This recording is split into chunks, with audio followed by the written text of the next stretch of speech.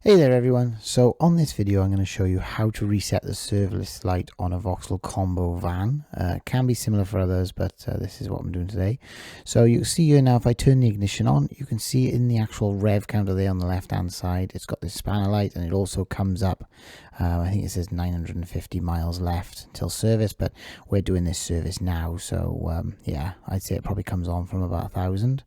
So what we're going to do is turn the ignition off. Now you'll see this switch just to the left hand side of the display. That is the spanner button. So we're going to press and hold this button, and then with it held we're going to turn the ignition on. So once we do that, then it should start counting down. So there it starts at 10, so it's counting down through. Basically we're going to wait for it to get to 0. And then once it drops to 0, it should come up that it's been reset. So we're going to go ahead now and turn the ignition off and then release the button.